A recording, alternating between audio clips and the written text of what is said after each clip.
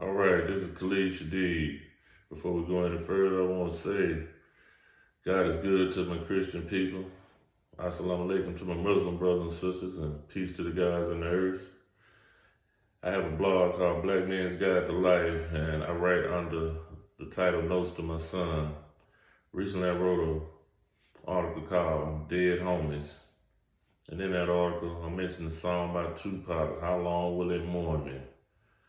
Tupac asked the question, how long will it mourn me after my death? And I want to know, how long will we mourn our dead homies? King Von, Mo3, FBG Duck, Juice WRLD, Pop Smoke. You know, it's been a couple of weeks, 2-3 weeks since the death of Mo3, King Von, and you hear less and less about it. You know, I'm sure we, roll some blunts, smoke some blunts, got that smoke on, pop a couple of bottles, pull a little something out for the homies and, got lit, laughed, told a few jokes about the homies, but, now you don't hear that much. Smoke's clearing, life goes on, and Tupac had a song for that, life goes on, and it does, but, we shouldn't forget our friends, and remember how they lived and remember how they died. It's like, we let their memories go, we're doing them a disservice, and it's up to us to tell their young children, what they were like, who they were, what kind of men they were. I want to shout out to the homie Lil Boosie. He said he had Mo3's kids. We're going to hold him down for the homie while he's gone. That's a noble thing, and that's the best way to remember your friends, Pick up the mantle for them, homie 21 Savage bought King Von's sister brand new whip. That was a good thing. Let's remember our homies. Let's do good things, good work in their names. Keep that memory alive. Don't let them just pass with the, setting of the sun and they gone, But, and I want to apologize to YGs as an OG for making it seem like I'm putting all this on them. Like I said last time, violence was here in our community way before I was born, and it's gonna be here way after my grandchildren are gone. But we can end a lot of this stuff. A lot of this stuff is unnecessary, and it's not on the young people, it's on us as OGs, because we obviously didn't teach them the right thing. We always talk about how we used to do things back in the day. Well, shit, it wouldn't be back in the day if we were still teaching it. It'd be right now, And then even more so, when we were out there doing wrong and we didn't think the kids were looking, obviously they were looking. We set a bad example, so it wasn't on them. So that's why I'm here now. Like I said, I don't claim to be an expert in sociology, psychology, politics, religion, or nothing else. I'm just an old brother that care about his people, that care about the youth. I got sons and grandsons. I don't want to just see us survive. I want to see us thrive and prosper.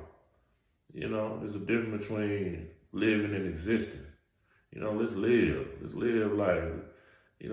Dying is easy. Lights go out, you get in the ground, and that's it. But living is hard. Going to work every day, paying bills, taking your kids to school, picking them up from school, taking them to football practice, doing your homework with them. Let's live for something, because if, you get 25 with that L on it, you're gone. So you might as well be dead. You're not going to be here to protect your babies.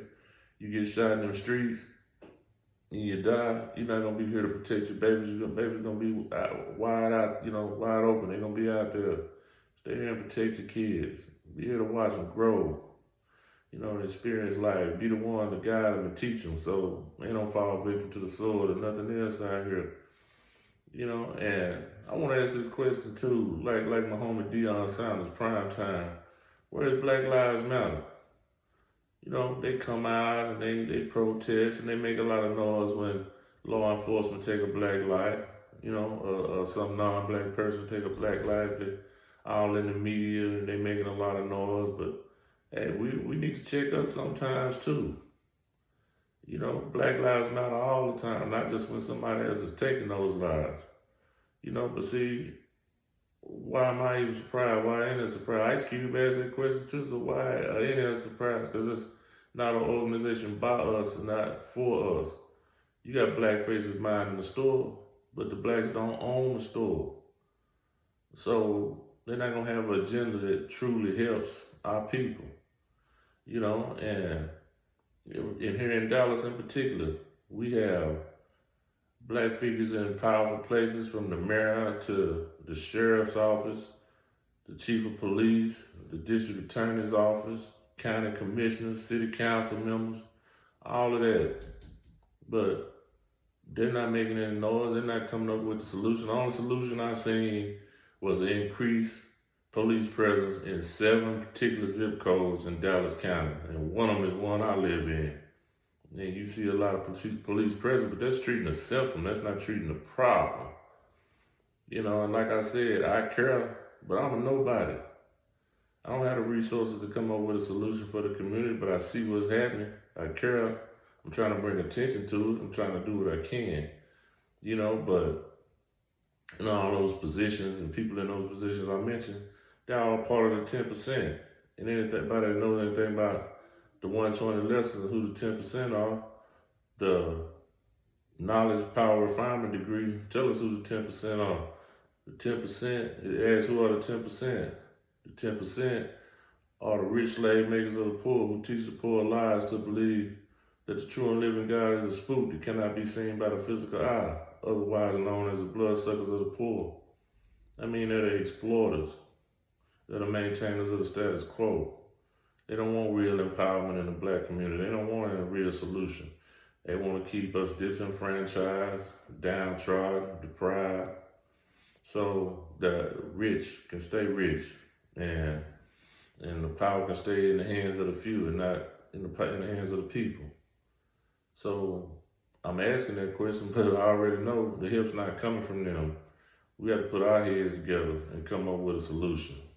And like Spike Lee said, we got to do the right thing. We got to make it happen for us. Self-love and self-help is the best. You know, and people keep running out and voting Democrat. They think if you put the right person in there, somebody's going to come in there and save us. Ain't nobody coming for us. We don't have no friends. You know, as soon as you get that in your head and let's, you know, put the weapons down and put the differences down and come together and work together for a solution for the betterment of our community, the better off we'll be. That's all I have to say for right now. Until next time, peace.